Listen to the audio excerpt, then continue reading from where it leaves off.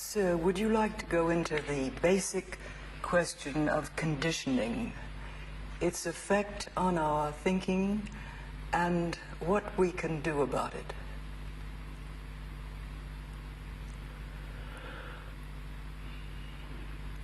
I wonder what we mean by conditioning. Is it the tradition, not only present-day tradition, but centuries and centuries of tradition that has been handed down from generation to generation? And is it, this conditioning, the whole background of civilization, culture, the social impacts, and the many, many experiences that one has?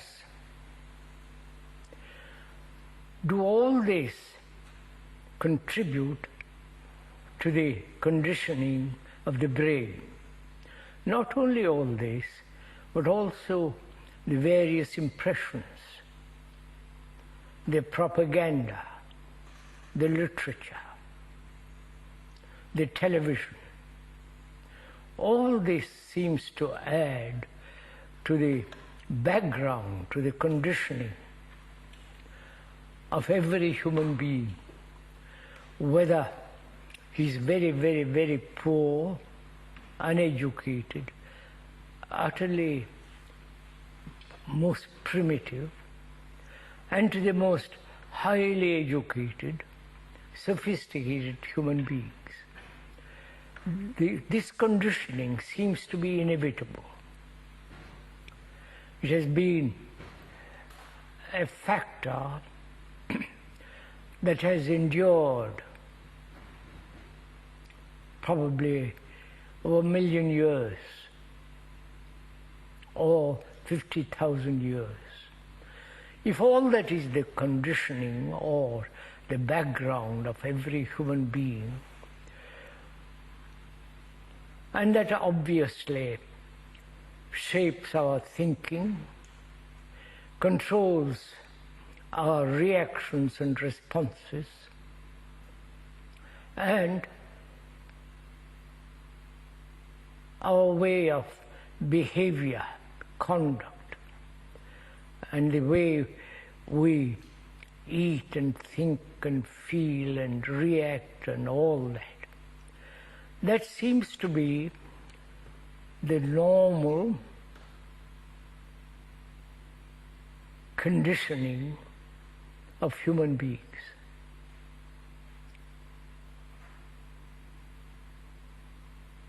And that has shaped our society in which we live. The society is what we are made of it, what each individual throughout the 1 million or 50,000 years have, according to their desires, ambitions, conditioning, to their personal tendencies, to their aggression and so on. All this has actually contributed to the society in which we live. So the society is not different from us. That's a fact we seem to forget when we talk about society. Society is something that gradually has come into being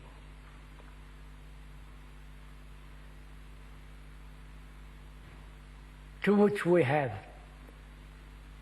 given all our endeavor, all our struggles, all our imprints and tendencies. This is the society, and the society is us. It is not two separate entities. I think this must be clearly understood. the socialists, perhaps some of the capitalists, and certainly the communists, try to change the social structure by laws, by various edicts and so on. It appears that they forget the human quality, the human conditioning, and try to shape the outward structure without taking into deep consideration the human character, the human behavior, the human structure, the condition of his brain, which has been programmed for thousands of years. And it seems to us the conditioning of the human being is to be examined much more thoroughly, gone into it very, very deeply, and find out whether the human condition can ever be radically changed. And so the social structure, which is born of human condition, can also be changed. That's the real problem. Not only the freedom of human beings who have been programmed, we are using the word programmed in the sense that computer is being programmed by experts, by specialists and so on. So we human beings, whether we live in the most primitive, brutal state, or the highly educated scientific community,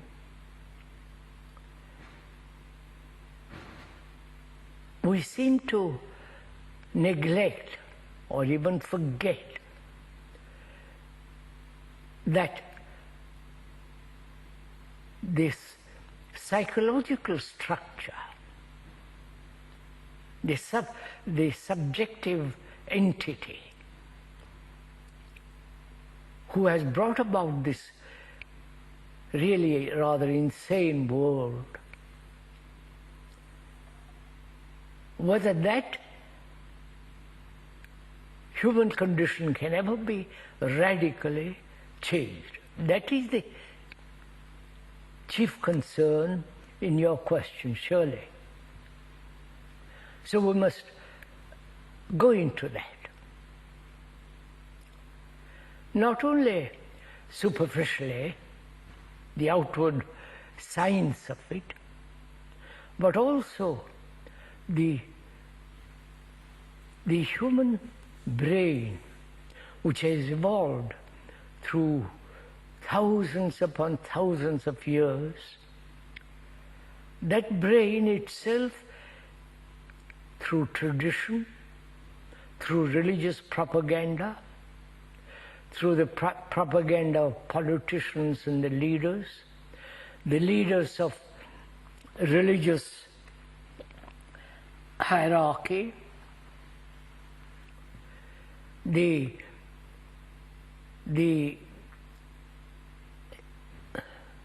philosophers of India and Asia, all that has to be taken into account,